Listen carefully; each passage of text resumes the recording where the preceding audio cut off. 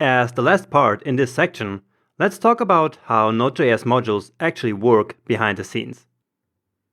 So first of all, in a Node.js module system, each JavaScript file is treated as a separate module.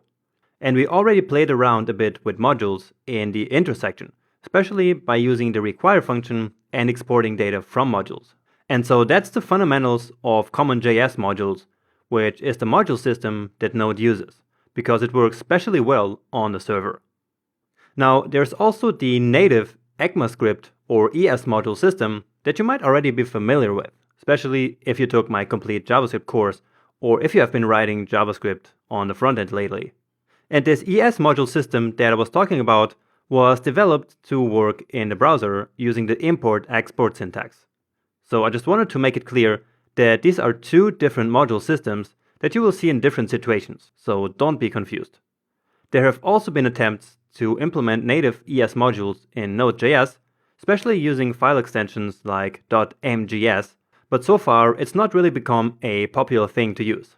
And so unless you're watching this course in the far future, you will probably always be using the CommonJS system with Node. Now, you might be wondering why in Node.js each and every module actually gets access to the require function in order to import modules in the first place, right?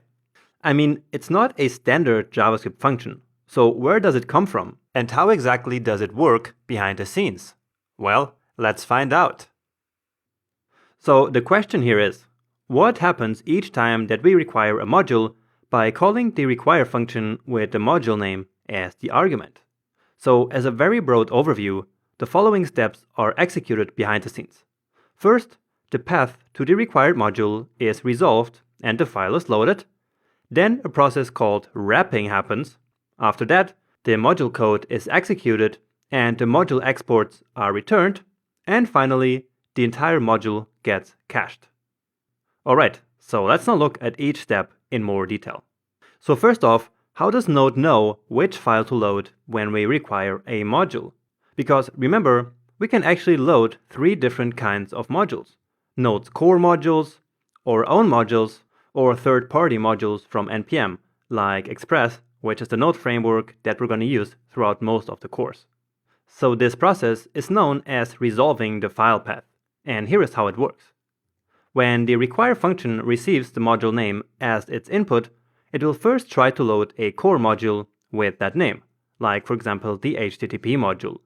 It will automatically find the path to that module and then load it.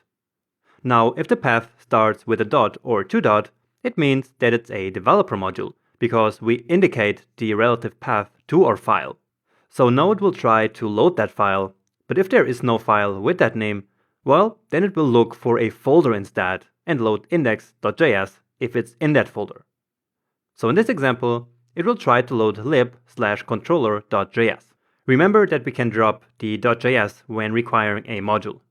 In case there is no file at this path, it will then instead try to open index.js from the lib/controller folder instead. Make sense? And finally, if the required module is neither a core module nor a developer module, Node will assume it's a module from NPM. And remember, on a module that we load from NPM, we actually don't need to write the path when we require it. Just the module name, just the way it works on a core module.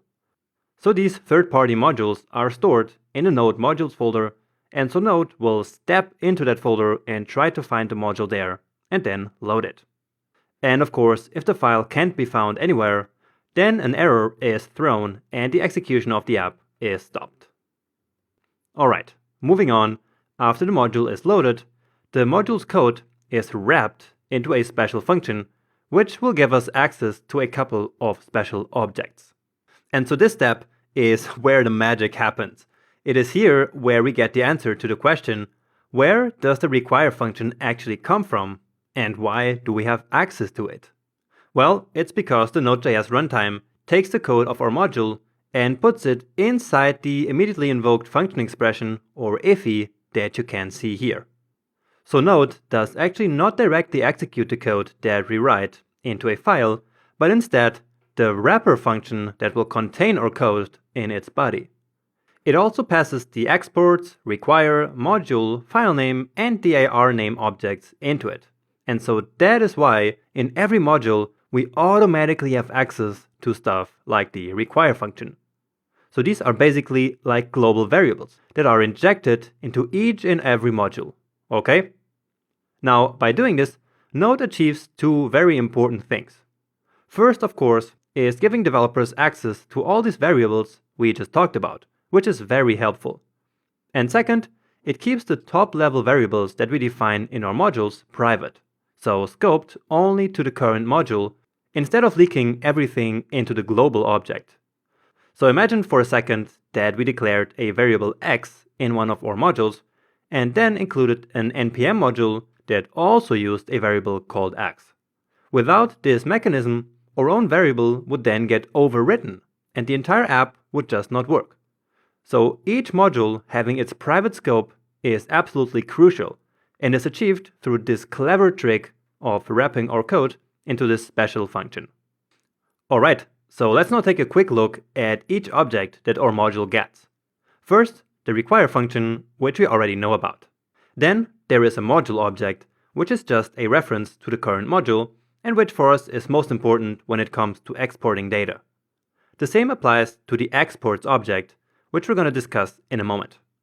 Finally, there are the convenience variables file name and dir name, which simply contain the absolute path to the current module's file, as well as the current directory name. And that is how the wrapping step of loading a module works. Next up, the code in the module, or to be more precise, in the module's wrapper function, actually gets executed by the Node.js runtime. So nothing fancy here. Alright, so up until this point, the require function has been called with a module name as the argument, the path to the module's file has been resolved and the file loaded, all the code has been wrapped into the wrapper function, which has then been executed. And so now it's time for the require function to actually return something. And what it returns is the exports of the required module. These exports are stored in the module.exports object. Alright? It might look a little bit like this. So again, in each module we can export variables, which will in the end be returned by the require function. And we do that by assigning variables to module.exports or simply to exports, which is just a pointer to module.exports. We will do this in practice in the next video because I know this sounds kind of confusing when I just say it like this. Anyway, here is what you need to know about when to use module.exports or just exports. So if all you want to do is to export one single variable, like one class or one function, you usually use module.exports and set it equal to the variable that you want to export, just like in this example. On the other hand, if you're looking to export multiple named variables, like multiple functions for example, then you should create these as properties of the export object. For example, if we were doing a calculator module, you could create exports.add, exports.multiply, exports.divide, and so on and so forth. Make sense? Again, we're going to do this in the next video, and it will make more sense to you by then. Okay, and this is effectively how we export and import data from one module into the other. Of course, this is also why we usually assign the result of a require function call to a new variable, so that we can save the returned exports. And now just to finish this video real quick, the last step is that modules are actually cached after the first time they are loaded. What this means is that if you require the same module multiple times, you will always get the same result, and the code in the modules is actually only executed in the first call. In subsequent calls, the result is then simply retrieved from cache. Perfect! So I hope that all the logic behind how to work with modules doesn't really look like magic anymore. It's really important to know how all of this works in order to become a great, and above all, a more independent Node.js developer.